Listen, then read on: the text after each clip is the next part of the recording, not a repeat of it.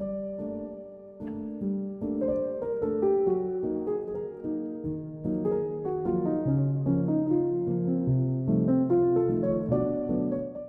la primera edición hablamos de García Márquez, en la segunda el mes pasado de George Orwell, y hoy toca hablar de Virginia Woolf, en concreto del libro Una habitación propia.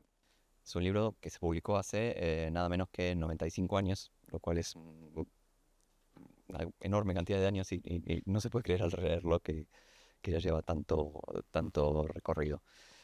Se publicó también en un momento de la vida de Virginia Woolf muy particular. Ella acababa de publicar Orlando, ¿no? Venía interesándose por temas de género, de exploración de lo que significaba el género, la mujer, la vida de la mujer en la historia, que es un poco el tema de Orlando. Venía escribiendo muchos ensayos sobre escritoras mujeres y temas afines.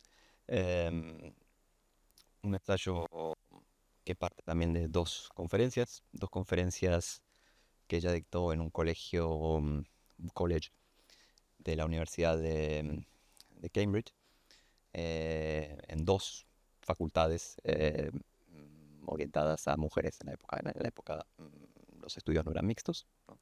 Entonces es importante señalarlo también como contexto de cómo nace el libro. Y ella se dirige a una audiencia de estudiantes mujeres y habla de la historia de la mujer en la literatura y en la cultura. Eh, Así nace este libro, que es un libro extraño, ¿no? Muy particular, muy original. Quería empezar citando a Luna, a quien citamos en el material de promoción de esta nueva edición del libro que hemos sacado. Tú has dicho, Luna, que es un libro que inauguró un género literario. Eh, ¿De qué género estaríamos hablando? Bueno, qué ilusión estar aquí con vosotras, con vosotros charlando de este libro raro, absolutamente inclasificable, que para mí efectivamente inauguró un género. O eso cuando lo dije yo creía que lo inauguraba, pero creo que también bebe de cosas que podían ser primeras semillas, ¿no? de este género, al que todavía no he sabido ponerlo nombre, pero que tiene que ver con una especie de coctelera en la que se mezcla la ficción, porque hay personajes de ficción en este libro, en el que se mezcla la memoria y la autobiografía cabrona, porque la verdad es que hay muchísimo humor en el libro, en el que se mezcla la crítica literaria, la teoría literaria y la teoría feminista, y de repente se dan la mano de una manera brutal, que ahí es donde creo que empieza esa inauguración. Podríamos tener a Cristina de Pizan muchísimos años antes haciendo su Ciudad de las Damas y mezclando también personajes de la mitología y con un discurso a favor, ¿no? de la visibilización y de la libertad de las mujeres, pero yo creo que Virginia Woolf como que lo sistematiza de alguna manera, ¿no? Entonces, digo que inaugura un género porque creo que todos los ensayos escritos posteriormente de teoría literaria, escrita por mujeres, la mayoría de las veces, a propósito de los temas que ella trabaja aquí, le deben muchísimo. Y pienso, por ejemplo, en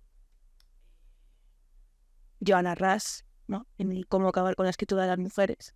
Creo que es un libro en la estela totalmente, ¿no? de esta apertura, ¿no? En donde se mezclan todos los géneros precisamente para reivindicar la libertad y la escritura del género humano más machacado, ¿no? en la literatura. Es un libro casi novelesco, dirías. Yo creo que la coctelera de la que habla Luna está muy orientada a la libertad, ¿no? Es decir, yo tengo claro que lo que voy a comunicar es complejo, que lo que voy a comunicar se comunica por primera vez, y al ocurrir en este contexto necesito jugar con todas las herramientas que puedan estar a la mano de mi imaginación y de mi talento, de mis dones principalmente, ¿no? Porque al final es una escritora a la que le interesan los dones un montón. y el buen uso de los dones y tener las condiciones para poder usar los dones, ¿no? Entonces yo creo que ella no renuncia a nada, ¿no? Y no permite que ninguna forma o ninguna fórmula o ningún género le haga renunciar a parte del contenido. Y ciertos contenidos aún innombrables precisan de juegos.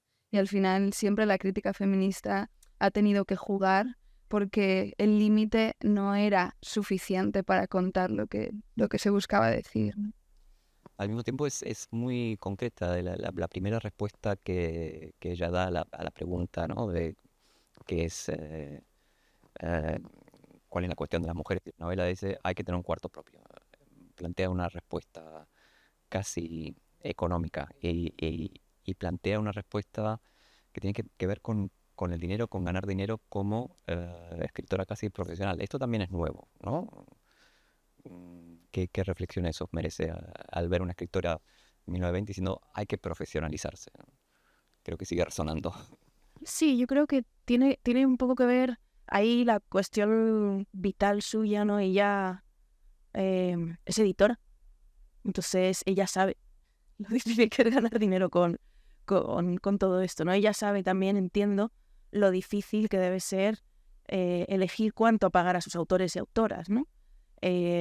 Cuando ella escribe este libro, su editorial ha publicado muy pocas autoras también, en la editorial que llevaba con Leonard, ¿no?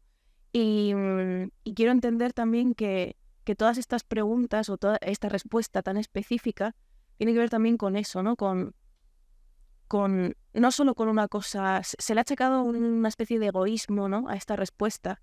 Claro, como ella tenía cosas, como ella tenía poder, como ella tenía dinero, pues hay críticas que se han hecho a esa especie de presumir de sus condiciones, ¿no? En cierto modo. Sí, ella habla de los 500 euros, de 500 libras que le legó su tía, Claro. ¿no? Pero al mismo tiempo yo creo que si lo cuenta es porque sabe también lo difícil que está siendo ella alguien absolutamente partícipe de la industria editorial del momento.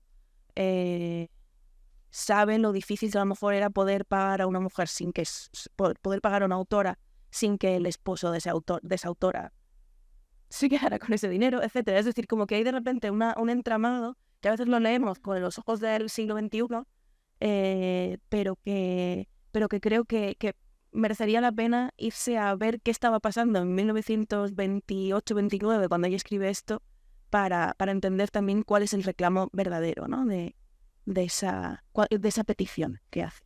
Y al final como que el yo del texto no deja de ser un constructo que ella utiliza para contestar en el fondo a la pregunta de por qué no ha habido a lo largo de la historia otras tantas mujeres que escribiesen o por qué no están presentes sus obras, ¿no? De hecho, ella se va como a buscar por estanterías y encuentra tratados sobre las mujeres escritos por hombres, ¿no?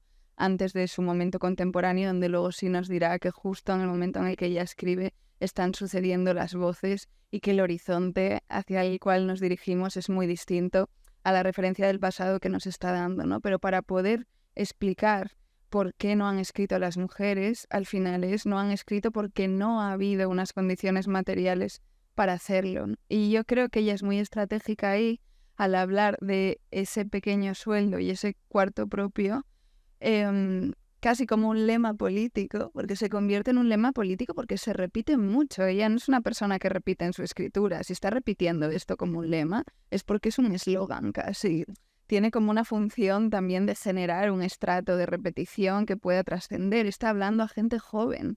Les está diciendo, aseguraos que tenéis en vuestra vida algo que cerrar con pestillo a las demás y a los demás y aseguraos que tenéis cierto salario que es vuestro porque os va a dar la libertad que he tenido yo para llegar hasta esta posibilidad de reflexión. Y las que no lo hicieran antes no fue porque les faltase, como decían en esos libros escritos por hombres, pues capacidades o dones o porque tenían tendencias hacia otro tipo de acciones inmanentes que no pasaban por la literatura, sino porque no existe don lo suficientemente fuerte para perseverar en cualquier condición material, ¿no? Ahí es donde el materialismo es importante y ese materialismo sirve para mujeres de todas las clases, ¿no? Cuando se hace una crítica a tú eres una mujer privilegiada, sí, el sujeto que habla aquí es un sujeto que ha accedido a esas cosas, que compara con el momento en el que no las tenía, por ejemplo, y dice, desde que recibo este dinero he sabido lo que es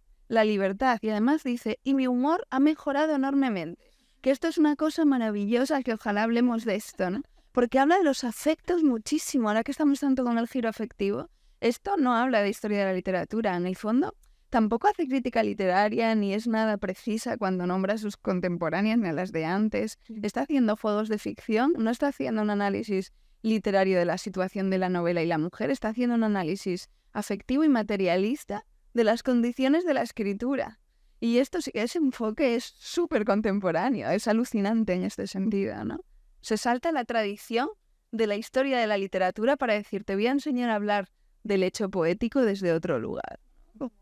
Sí, es un antimanual. Y es interesante esto que has remarcado, porque a veces también se nos olvida, ¿no? Igual que está en las cartas al joven poeta, ¿no? Estos son también palabras a la joven aspirante escritora también, ¿no? Es decir, el punto de enunciación de maestra que se pone ahí me parece muy importante también, ¿no? Porque también se ha negado, ¿no? A la mujer que pueda ser maestra. Y es importante también señalar que ella hace hincapié en su propia experiencia, ¿no? Ella estaba muy satisfecha con ser capaz de ganar dinero con la pluma, algo que había empezado a hacer como crítica, no solo como editora, sino antes escribiendo para los periódicos, dando clases en Morley College, por ejemplo, en Londres, haciendo estas tareas que el siglo anterior una mujer no habría tenido la oportunidad, ¿no? Todo esto enlaza con uno de los temas centrales del ensayo, que es la educación, ¿no? Otro tema que va por el lado de las condiciones materiales. Si no están las condiciones dadas, el sujeto poético no va a emerger. Bueno, a veces como se habla mucho de Virginia Woolf como que era una persona hecha a sí misma en cuanto a lo educativo, pero es cierto que ella estuvo asistiendo al King's College a bastantes cursos durante, pues yo no sé si era entre los 15 y los 20 años, así. Yo cuando estudié en el King's College justo estudiaba en un edificio que se llamaba Virginia Woolf Building porque ella había recibido clases ahí y tenían como su cara enorme y una cita, que es la cita esta que hacen la referencia de que aunque me cerréis las bibliotecas y todo con candado, la libertad de mi mente no la vais a poder cerrar o limitar. Entonces, en el fondo, yo creo que sí que ella y su hermana, también Vanessa, yo creo recibieron cursos, pero claro, no es lo mismo que tener otro tipo de educación reglada. Al final está partiendo de estos colleges para mujeres en Cambridge y hablando a estudiantes, ¿no? Yo creo que, no sé, pero una de las impresiones que a mí me daba alguna de las relecturas, ¿no? Porque es un libro que se presta a relecturas constantes y que creo que debe releerse constantemente, ¿no? Esa es otra de las características de este género que inventa, que no es un ensayo que diga esto es así y ya, sino que prácticamente cada frase propone algo, ¿no? Siempre hay una propuesta estética o filosófica o crítica que hace que sea un libro que creo que por eso estamos constantemente releyendo y reeditando, no solo porque sea pequeño y bonito, ¿no? Pero creo que hay algo también que, no sé, corregidme si creéis que no va por ahí, con lo que yo me he sentido muy identificada. A lo mejor ha sido mi lectura asesina que he hecho del libro, ¿no? Que yo intento apropiarme también de una idea que podría estar ahí, no sé si está, que es también una defensa del autodidacta, ¿no? Bueno, una defensa, no sé si una defensa, pero una obligación a ser autodidacta. Una obligación a ser autodidacta cuando, como dicen en el primer capítulo, no te están dejando entrar en la biblioteca tú sola, si no vienes acompañada de tu marido, ¿no? Yo pensaba en estas historias, ¿no? De los viñedos, de que las mujeres no pueden entrar en algunos fabricantes, ¿no? De vinos que no les dejan pasar a las mujeres porque entonces la uva se estropea, ¿no? Pues yo me imaginaba que esa podría ser una de las ideas, ¿no? Los clásicos se estropean si los lees con la regla, ¿no? Entonces, ese no dejar entrar a la biblioteca a la mujer y esa reivindicación de reventemos un poquito las bibliotecas y creemos nuestras propias bibliotecas y hagamos en nuestro cuarto propio nuestra biblioteca, creo que también, a mi juicio, es una pequeña oda también al autodidactismo que yo celebro bastante. Me encanta eso. Es que es verdad que los clásicos se corrompen si los lees con la regla. Es verdad. O sea, y de hecho, ¿qué estamos haciendo sino cargarnos los clásicos, las bibliotecas? O sea, es real que cuando dicen que la homosexualidad se contagia y que las mujeres alteramos la norma, esto es verdadera, las dos cosas. La libertad se contagia y cuando a un sujeto que tienes sin capacidad de articular discurso le dejas que hable desde sus experiencias materiales, va a cambiar las cosas, porque la materialidad de su vida va a entrar en conversación con una versión de la realidad que es unívoca, ¿no? Entonces no puede no alterar esa realidad. Hay un momento súper divertido al inicio, cuando ella empieza como, bueno, o el personaje de este ensayo empieza esta investigación sobre las mujeres en el mundo del pensamiento, de la literatura, que es que se pone a leer estos textos que catedráticos, y dice catedráticos o patriarcas los llamaría, ¿no? Escribieron sobre las mujeres y dice, lo que más me perturbaba es que cuando hablaban sobre las mujeres parecían enfadados. Y como parecían enfadados, perdían la argumentación crítica y ya no podía creer ninguna de las cosas que estaban diciendo sobre las mujeres, porque habían perdido su tono científico, o sea, pasaban de ser científicos con todo, menos con este tema que simplemente se ponían agresivos, ¿no? Y habla del afecto ahí, pensando en la agresividad como forma defensiva frente a la posibilidad de perder un privilegio. Pero lo hace con cierta compasión divertida, que es reconociendo que, claro, poder salir a la calle sintiéndote el doble de lo que tú eres, porque la imagen de una mujer como espejo te devuelve que tú eres el doble, es algo ya como punto de partida tan alucinante que cómo no van a hacer cosas importantes. Ella reconoce la obra de todos estos hombres, pero dicen, han tenido unas condiciones no solamente materiales, sino psíquicas y de ego tan absolutamente maravillosas que están en un plano como volátil, están neutros, solo se enfadan cuando hablan de mujeres, ¿no? Pero para lo demás pueden hasta tender a la universalidad, porque de pronto no hay conflicto, porque su lugar es el universo, ¿no? Entonces ahí es súper bonito como ver como todos estos pequeños detalles también. Sí, ese es el lado cómico, ¿no? Del ensayo. También ve el lado trágico, ¿no? Que es la historia de Judith Shakespeare, es este personaje que ella se inventa eh, y que justamente es aquella persona que no tiene el acceso a estas condiciones. Podemos hablar un poquito de este personaje que es tan central y creo que era el más memorable quizás del ensayo. Sí, bueno, esta hermana ficticia, que yo creo que ya es real. O sea, ella se la inventa y la hemos leído tanto que ya es real. Y además no creo que no esté basada en hechos reales, ¿no? Porque justo antes de venir para acá, estaba mirando, has comentado, ¿no? Que ella empezó como crítica muchísimo antes, ¿no? 1905 empezó a escribir para el Times Literary Supplement. O sea, justo acaba de empezar el siglo, ¿no? Y ella ya escribía artículos y críticas, sobre todo de obras de mujeres. O sea, ella estaba todo el día escribiendo sobre las Bronte. O sea, no hay nadie sobre quien haya escrito más que sobre las Bronte. Bueno, sí, sobre George Eliot o la Elizabeth Barrett Browning, etcétera. Muchas mujeres, pero las Bronte era como su fetiche un poco, ¿no? Y yo creo que esta hermana Shakespeare es muy brontiana en la construcción que hace de ella. El tema de la enfermedad, el tema de la familia, ¿no? Del peso de la familia, el peso del apellido familiar, el hermano alcohólico, también la imposibilidad de viajar, la imposibilidad de decir, la presión a tener que usar seudónimo o probablemente tener que usar seudónimo. Hoy hablamos de las Bronte como las Bronte, pero antes firmaban con seudónimo cuando estaban vivas. Entonces, yo veo en ese personaje una especie de encarnación también, ¿no? De todos los pesares que ella ha podido pasar, sobre los que ella ha podido pasar lista en sus referentes, ¿no? Sí, además, a pesar de que tiene ese punto trágico, tiene como un horizonte muy bello, como emancipador, ¿no? Porque hay un punto donde esta hermana es irreductible a pesar de no estar viva, ¿no? Como que ella propone que la voz que ella pudo desarrollar de alguna forma sigue viva en esa posibilidad de que sea articulada en la voz de otras, ¿no?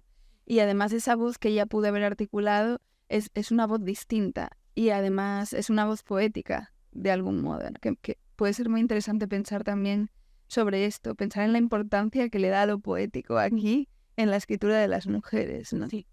Sí, y justo estaba pensando en lo que habíamos empezado, ¿no? De qué género inaugura a lo mejor este libro. Y se me ocurre que aunque sea inventándosela, quizá porque a lo mejor no tiene los medios ella allí.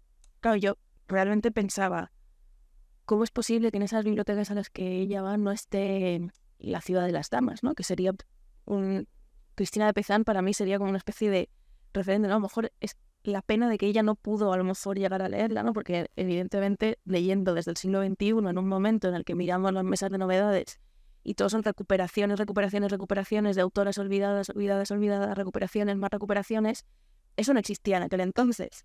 Pero creo que este personaje que ella se inventa, o sea, ella inventa con ese personaje lo que nosotros estamos haciendo ahora, que es la recuperación de personajes que sí que tuvieron vidas terribles y a las que no pudimos leer, y a las que no se pudo leer en su momento, no se pudo leer bien en su momento, no se pudo editar bien en su momento, ¿no? Es decir, que ella está inventando, yo siempre digo que es un feminismo oracular, porque ella está inventando de repente lo que está pasando ahora en el sistema editorial, que es la recuperación de voces del pasado ignoradas. Sí, en un momento dice, la historia de las mujeres está en los archivos, hay que buscarla, ese es un trabajo que queda por hacer, ¿no? Y que es efectivamente lo que se hizo en la generación siguiente y la siguiente a la siguiente, ¿no? Este, siguiendo en materia literaria, ¿no? Que esto es un ensayo literario, ella conforma una especie de canon personal y hace un poco una contabilidad de doble entrada, ¿no? Por un lado lo bueno y por el otro lado lo que no le convence de esa historia eh, de escritura de mujeres como la Bronte, ¿no? La Bronte especialmente les pone bastantes reparos. No sé si... Sí, o sea, yo creo que es las que más... Esta es mi impresión, ¿eh? Yo creo que es a las que más reparo les puede poner. Bueno, a Charlotte también, porque, a ver, es que Charlotte también es la que peor me cae en general. También, o sea, yo también le pondría mogollón de reparos a Charlotte. Pero bueno, porque las buenas son las otras dos. Evidentemente, yo soy de equipo Ambronte, para empezar. Pero bueno, la cuestión es que creo también que, no lo sé, quizá yo aquí estoy como colándome y psicoanalizando a alguien que no conocí de nada, salvo por lo que he podido leer, pero me da la sensación de que hay un miedo en esa escritura de quizá poder ser vista en el futuro como esa excepción rara y extraña que eran las Bronte también, ¿no? De hecho, ella habla mucho, en todo su ensayo en general, ¿no? Ella habla mucho de contra la excepcionalidad de la escritora, ¿no? Habla mucho de la rabia que ve en las escritoras mujeres y lo ve como una falla.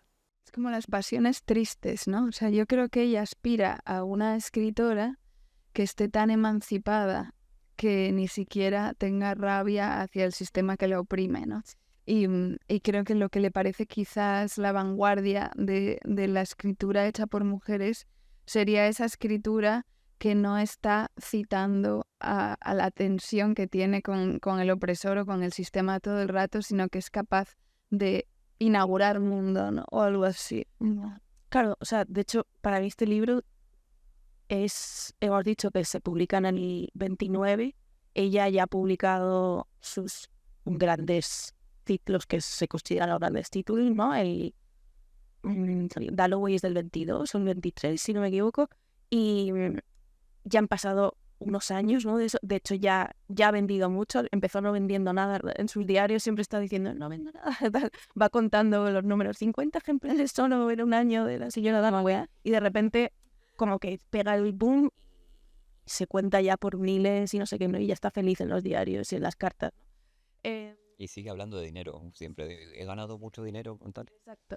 Pero la cuestión es que yo creo que, en cierto modo, este libro tiene algo de poner la teoría a su práctica. O sea, es decir, ella ya practica todo lo que dice aquí, todo lo que propone aquí, ella ya lo ha propuesto en Orlando, y ella ya lo ha propuesto en La señora Dalloway, y ya lo ha propuesto en Alfaro, ya lo ha propuesto en sus grandes obras, ¿no? Em, y me da la sensación de que este ensayo también es como una especie de, no sé, como de justificación, teorización de su práctica, por así decirlo. Y es algo egoísta al mismo tiempo que generoso y plural, porque hoy sigue siendo el libro de referencia para reivindicarnos escritoras, ¿no? Es decir, que ella, teorizando sobre su género y sobre lo que significa ser escritora, tirando de sus referentes, de las Bronte, de sobre todo George Eliot, ¿no? Quien también es como alguien que está siempre ahí, ¿no? En todos sus textos ensayísticos, Eliot está presente siempre, ¿no? Quizá como el contrapunto también de Charlotte Bronte. Pero me da la sensación de eso, ¿no? De que es un libro para justificarse también a sí mismo. Para no ser leída como ella sabe que han sido leídas las mujeres hasta ella. Abriéndole el tema hacia el presente, la rabia es un motor poderoso para la escritura, porque yo tengo la impresión de que ahora la rabia es un valor, mientras que ella lo veía como una especie de... ¿no? Es que es muy británica también, ¿no? Entonces como que le gusta la calma, ¿no? O sea, o sea, por ejemplo, Rosario Ferrer, que es puertorriqueña, decía que la rabia es el incentivo para que las mujeres escriban bien. Y esto lo decía en el año, no sé, en los años 60-70, ¿no? Bueno, está Sor Juana también. Claro. Pero por eso digo, ¿no? Que yo creo que también hay una actitud que tiene que ver con el mundo al que pertenezcas. Yo no diría que la rabia no es importante y motor bueno de escritura potente, por ejemplo, en América Latina o en España.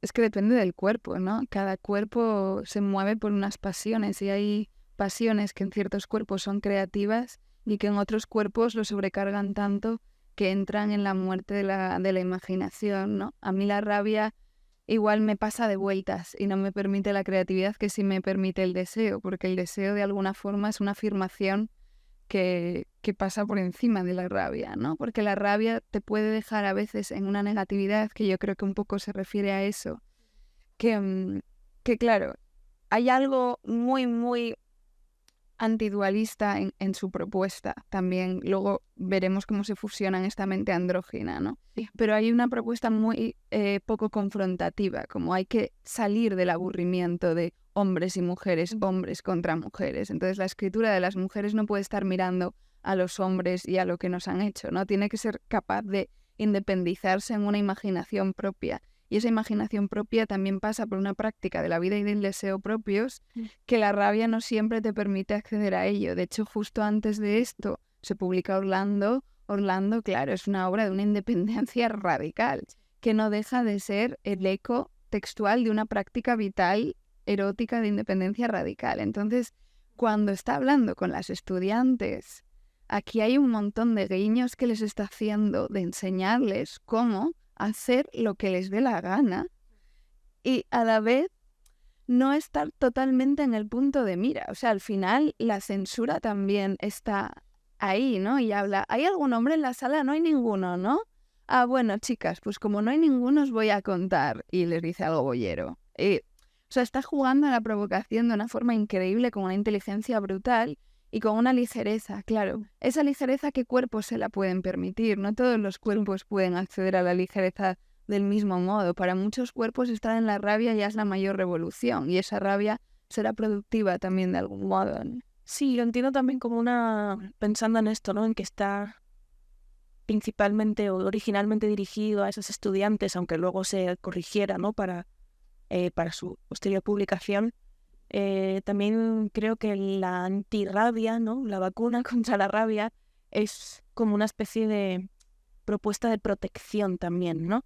Porque si encima, si entras a la biblioteca menstruando y encima rabiosa, parece que les estás dando la razón, ¿no? A quienes no quieren que entres a esa biblioteca, ¿no?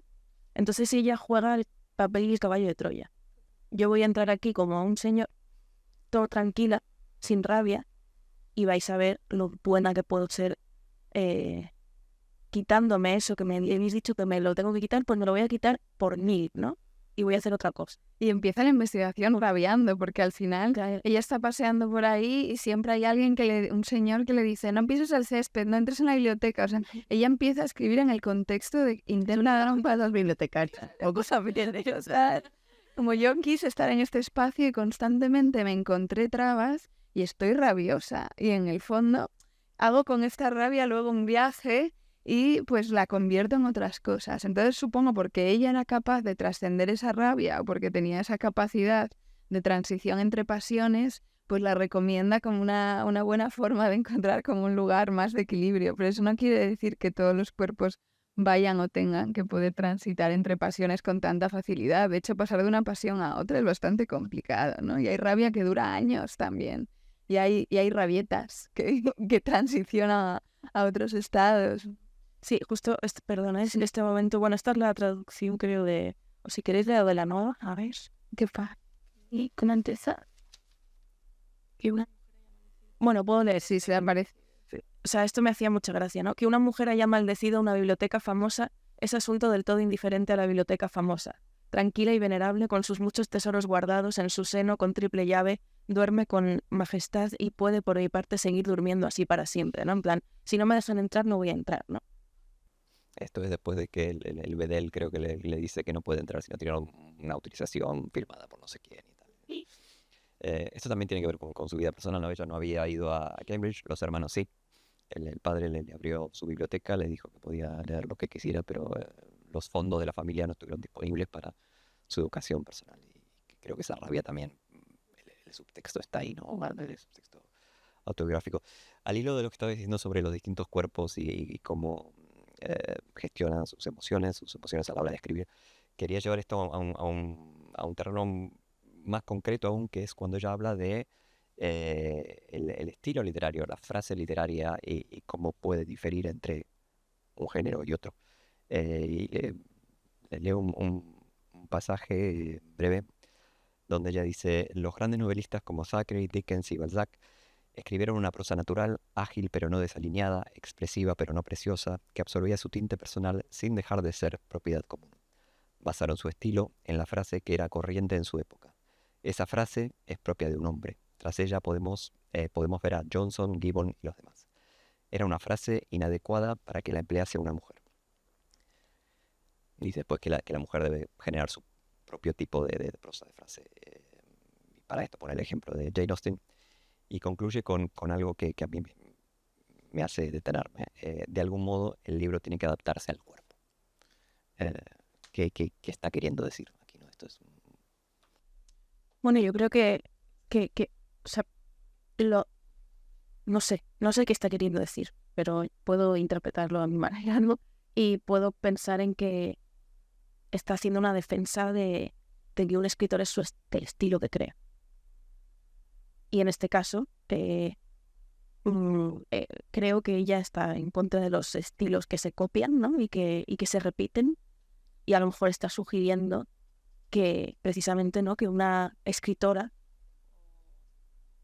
o esas también nuevas voces que van a venir busquen su estilo, no repitan lo que está hecho. Yo creo que es un consejo que va más allá. Pidiendo por géneros, ¿no? Esto es un momento fuerte de una apuesta, una afirmación muy fuerte del ensayo, ¿no? Que Mencionabas a Hélène Cixous, ¿no? Y toda la esclavitud femenina. Luego va a tomar como punto de partida esta idea de que el cuerpo tiene que encontrar su propio lenguaje. Yo no pensaría tanto en el cuerpo de la mujer como el cuerpo de la mujer tiene que encontrar el lenguaje de las mujeres, sino que el cuerpo tiene que encontrar formas de hablar en general.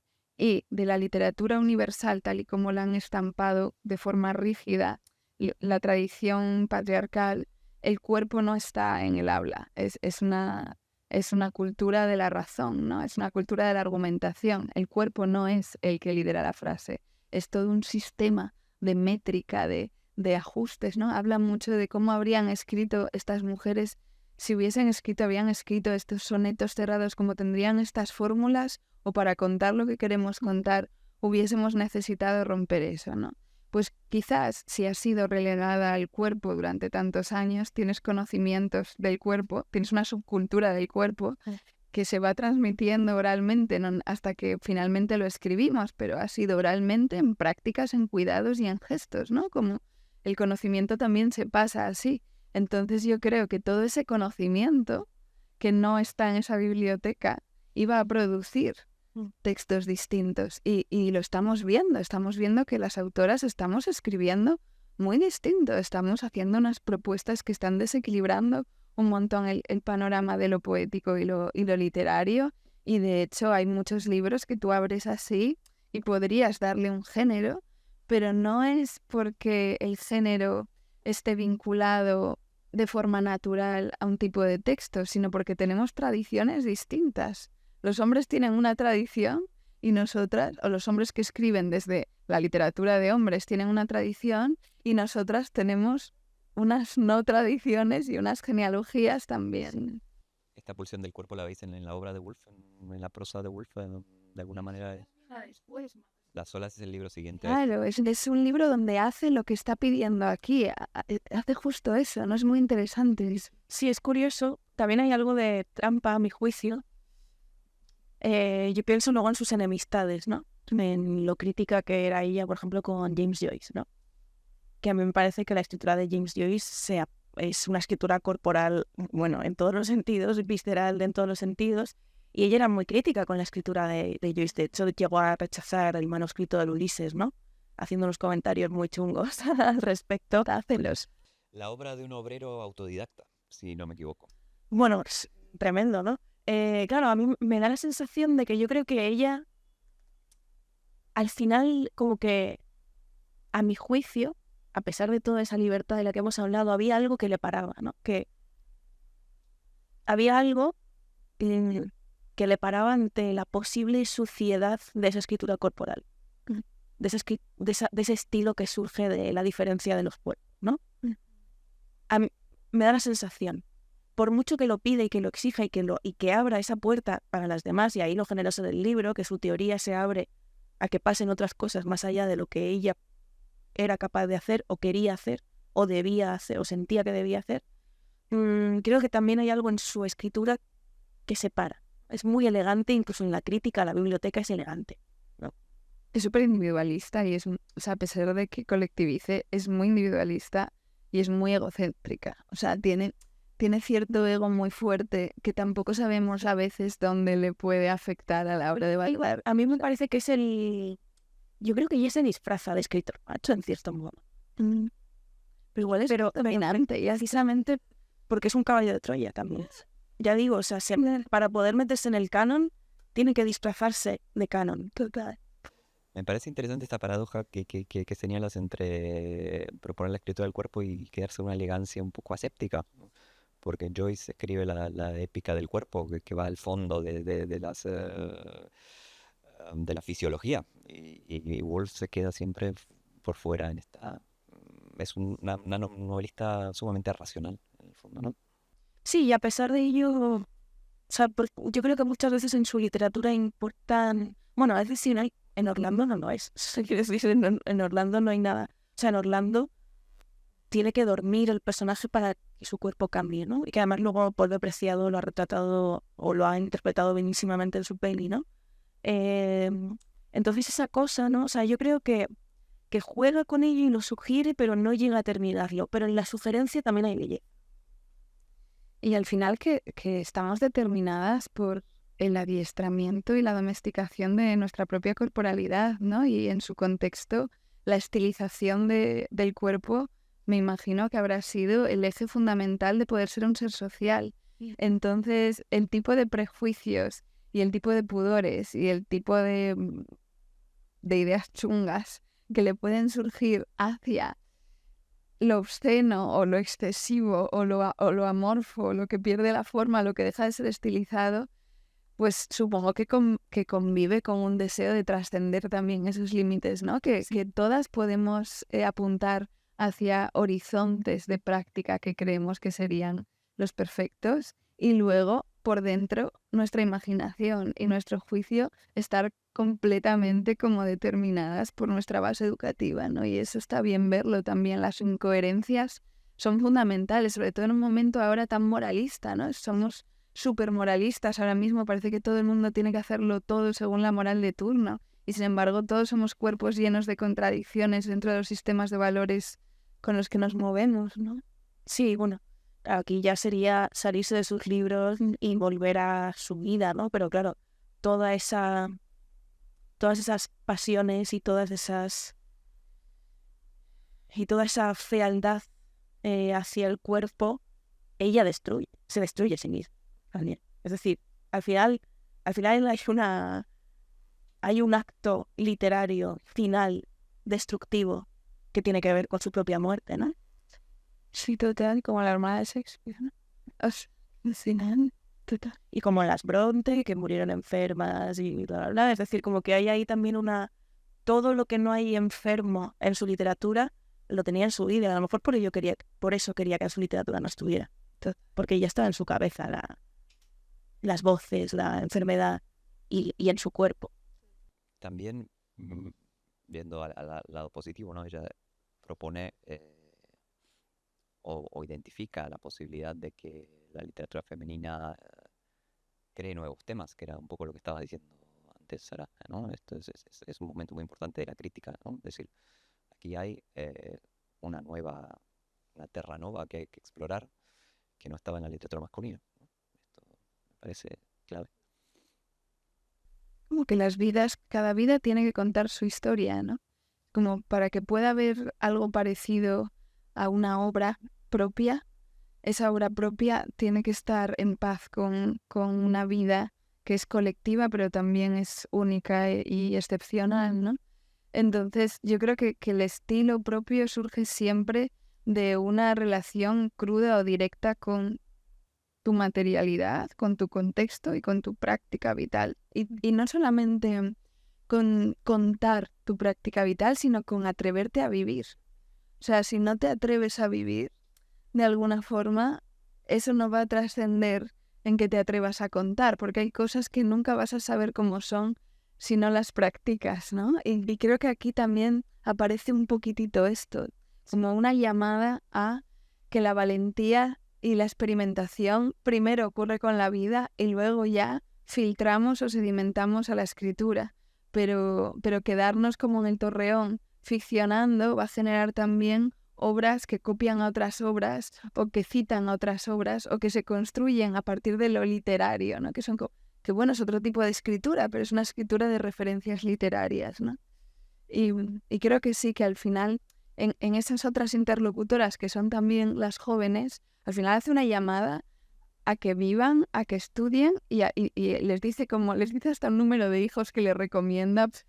En plan, no tengáis más de 3 o algo así, creo que dice en un momento, como para que ocurra todo esto, 10 no, por favor, que los expertos recomiendan ahora en lo contemporáneo que no nos pasemos de 3, no hace como bromas así, pero está haciendo pues una poética de la práctica cotidiana. De hecho, habla mucho de comida, por ejemplo, hay muchos rasgos que mete de pronto como foco de algo así como una escritura materialista, una escritura de las mujeres, que son pues rasgos de descripción de detalles que podrían considerarse superficiales o nimios, ¿no?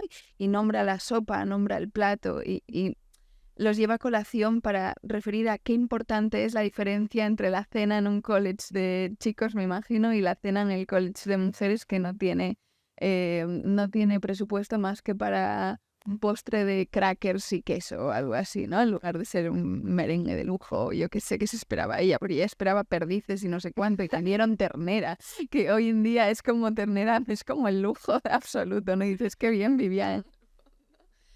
Pero bueno, que está todo el rato nombrando lo material para ir a algo así como si fuese el corazón del asunto, no para quedarse parloteando o quejándose de cosas, sino mostrando un poco lo que hay. Bueno, si no, leo un pasaje yo que, que está en el ensayo que hemos puesto como apéndice de esta nueva traducción, un ensayo que se llama Las mujeres y la novela, como se llamaba la primera de las conferencias, y que ella después redactó para una revista norteamericana, The Forum, y publicó simultáneamente al periodo en que estaba escribiendo Una habitación propia. Entonces es como una especie de resumen más analítico, más directo, donde trata todas las cuestiones, y aventura como una profecía de futuro de qué va a pasar con la literatura de las mujeres. Y dice lo siguiente: en el futuro, a condición de que la mujer disponga de tiempo, de libros y de un pequeño espacio propio en casa, la literatura será para sus congéneres, como lo es para los hombres, un arte digno de estudio. Las dotes femeninas se educarán y se fortalecerán. La novela dejará de ser el vertedero de las emociones personales. Llegará a ser, más que ahora, una obra de arte como cualquier otra, cuyos recursos y límites podrán explorarse. Lo anterior está a un paso del cultivo de géneros más complejos, hasta ahora tan poco cultivados por la mujer como el ensayo y la crítica, la historia y la biografía. Y esto, si pensamos en la novela, será también una ventaja, pues además de mejorar la calidad de la novela en sí, tendrá la virtud de alejar de ella a las extrañas que se sintieron atraídas por la accesibilidad de la narrativa cuando sus aficiones propendían hacia otros géneros. De esta manera, la novela quedará liberada de las excrescencias de la historia y de la realidad que en nuestro tiempo tanto han perjudicado su forma. Esto iba a ser la novela del futuro. Ahora estamos en el futuro de Virginia Woolf. Tenemos aquí a dos novelistas y poetas, y me interesa especialmente que nos digan en qué punto estamos. Estamos en el vertedero, el orgullo de vertedero. Bueno, creo que todo un poco, otra vez ese feminismo oracular, ¿no? Y esas profecías suyas yo creo que se van cumpliendo. No sé a qué futuro, de qué futuro habla ella, ¿no? Porque la verdad es que estamos en un futuro muy futurísimo, si tenemos en cuenta... Ella habla 100 años. Claro. Sí. Pues ya digo, yo creo que en parte tiene razón, ¿no? Y no sé si tiene razón por lo que ella creía que iba a tener razón, pero sí que hay una razón en algo que ya hemos sugerido antes, que es la mezcla de los géneros, ¿no? Has dicho novelistas, y yo nunca me llamaría así a mí misma, jamás en la vida, porque da igual, pero para mí ni siquiera es una novela. No, la cuestión es que estoy convencida de que la novela no, o sea, la novela hoy no es lo que ella entendía como novela, del mismo modo que creo que muy poquito después de ella empezaron también a escribirse novelas que no eran lo que ella entendía como novelas, el mismo Ulises de James Joyce, ¿no? Es decir, que creo que lo que ella está proponiendo ahí hoy sucede y es tangible viendo las mesas de novedades y viendo las recuperaciones esas de pequeños olvidados del siglo XX, ¿no? Que tiene que ver con la mezcla de los géneros, con la ausencia de género literario. O sea, igual que estamos cuestionando los binarismos en otros aspectos, me parece que creo hoy cada vez son más difusos los géneros. ¿Qué es Annie Ernaux? ¿Es novelista o es memorista? ¿O qué es, no? ¿Qué es eso que hace Annie Ernaux? No lo sabemos. Y sobre todo que no nos importa, ¿no? Que es lo más para leerlo, disfrutarlo, aprender, etcétera, ¿no? Como que importa para venderlo en una mesa, porque se siguen organizando por géneros y entonces de pronto hay que tomar decisiones con respecto a eso, ¿no? Claro que para las personas que leemos y trabajamos, igual verdaderamente no es una pregunta. Pero también, de alguna forma, estaba imaginando que iba a haber muchas tesis doctorales escritas por mujeres. O sea, que en el fondo no solamente creo que tiene que ver con lo literario, sino que tiene que ver con la investigación, con el campo del saber. O sea, que ya se estaba imaginando entrar en la biblioteca de Cambridge, mirar las estanterías y ver un montón de estudios hechos por mujeres que estaban resignificando un poco la realidad, ¿no? Y eso absolutamente ha ocurrido, ¿no? Como consecuencia lógica del proceso, ¿no? De educación y de... Bueno, al final de encontrar no solamente un cuarto propio, porque nuestra generación no ha tenido una habitación propia para escribir, porque ha compartido piso, las habitaciones muchas veces no han sido para nada un lugar tranquilo, ni siquiera tu propia habitación, no ha habido las condiciones materiales para nada, nos hemos igual subido más al carro de las chicanas que te decían que escribas donde puedas, pero que no dejes de escribir. Pero la realidad es que incluso sin el sueldo y el cuarto propio, el deseo de escribir ha sido más fuerte, ¿no? Y esta es la celebración. Y también puede ser el duelo por lo perdido, es decir, no hemos conseguido el cuarto propio y las 500 libras, que esto es un tema, porque igual tendría como consecuencia que las editoriales pagasen un sueldo a sus escritoras por escribir, por ejemplo, o organizaciones distintas dentro de lo que... Una gran propuesta que es que te paguen los días de promoción del libro. Hombre, eso total. Dejas de trabajar, estás todo el día poniendo tu cara para las cosas. Bueno, Gabriela viene y quiere hacer un sindicato de escritoras. Es que lo vamos a hacer. Queda grabado. Cuando llegue a los jefes y a los jefes. No, pero verdaderamente, claro, ¿cómo se formaliza una práctica que en la contemporaneidad, si hacemos como una crítica en lo contemporáneo, tiene que ver ya con el trabajo en redes, con la presencia en medios, la presencia física y además una escritura que tiene que aspirar a una calidad determinada? O sea, en términos materiales, la contemporaneidad, si ella hiciese una crítica, quizás diría: escriben fatal porque no tienen tiempo ni para leer ni para escribir. Seguramente ella diría, no tienen... Porque tienen que ser comprensibles y tienen que llegar a una fecha de entrega y tienen que firmar libros todo el rato. Es decir, toda que hay un... Sí. Volvemos a las exigencias materiales que siempre están ahí presionando, ¿no? Es súper interesante esto, ¿no? Porque el hecho de que igual la escritora de hoy, a diferencia de la de entonces, tenga tantas actividades vinculadas a su práctica que no son escribir, también es una otra precariedad que está vinculada también a la supervivencia, a las ventas, ¿no? Al capitalismo completamente. Entonces tenemos mucha visibilidad comparada con la visibilidad que tenían antes, nada que ver, pero las condiciones igual son las mismas en muchos sentidos. O sea, la ausencia de un espacio para pensar. Para pensar con la calma que implica pensar. Para mí eso quiere decir una habitación propia, un cuarto propio. Sí, hay algo material, pero también para mí es el tiempo y para la lucidez del pensamiento. Ya ni siquiera para sentarte a escribir y teclear, sino para pensar. Total. Para leer, para pensar, para escribir, sí, pero para pensar, ¿no? Y para mí un cuarto propio es sinónimo de eso. Es súper bonito pensar que ahora es tiempo nuestro cuarto propio. Es súper bonito, total. Con esa tan bonita reflexión creo que podemos abrir un poco el debate si alguien quiere...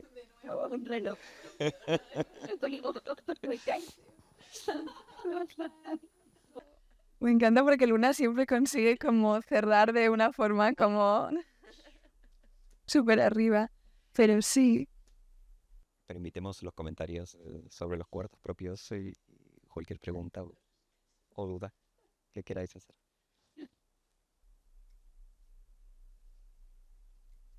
Muchas gracias sobre todo por acompañarnos.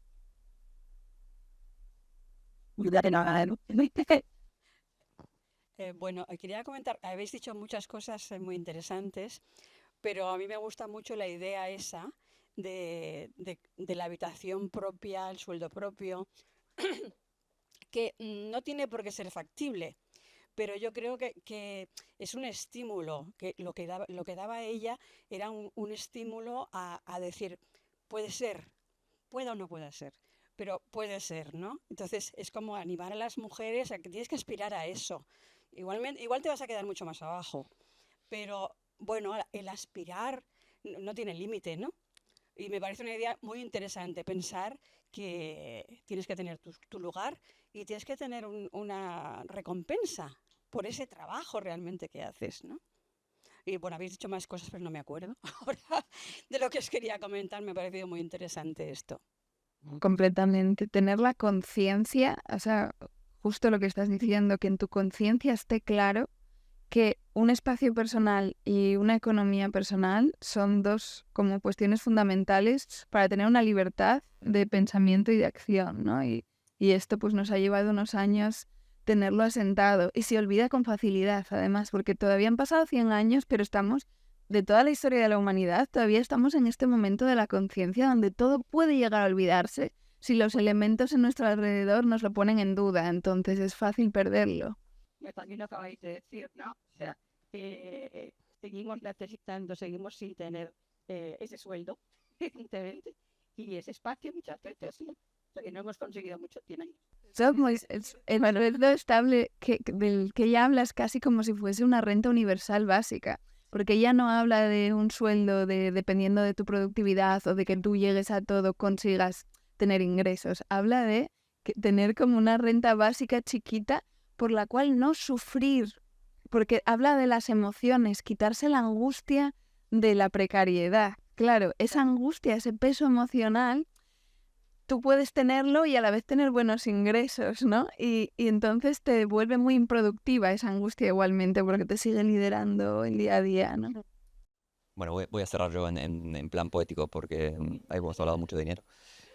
Al final habla de la hermana de Shakespeare y dice, lo que creo es que esa poeta que jamás escribió una palabra y está enterrada en un cruce de calles todavía vive. Viven ustedes y en mí y en muchas otras mujeres que no están aquí esta noche porque están lavando los platos y acostando a los niños y demás. Pero vive por pues las grandes poetas nunca mueren. Son presencias continuas, solo necesitan la oportunidad de caminar encarnadas entre nosotras. Eso es un muy bonito cierre. Y aquí tenemos la prueba, con dos poetas y los hijos. Bueno, Sara Torres, Lorena Miguel, muchas gracias por estar con nosotros. Muchas gracias a todas ustedes por venir, por escucharnos, por escucharlas. Y bueno, Bueno, ¿y la traducción es nueva, la de la nueva edición de Bolsiller? es una nueva traducción, en efecto, sí. Gracias por mencionarlo. Debería mencionarlo yo que soy el editor. Tenemos una estupenda nueva traducción de Ana Matawil. Y como decía, hemos hecho esta doble edición de una invitación propia y el artículo que Woolf escribió para la revista donde resume sus ideas y se puede ver un poco la entrecasa, la cocina del libro. Así que nada, ahora sigamos leyendo. Muchas gracias.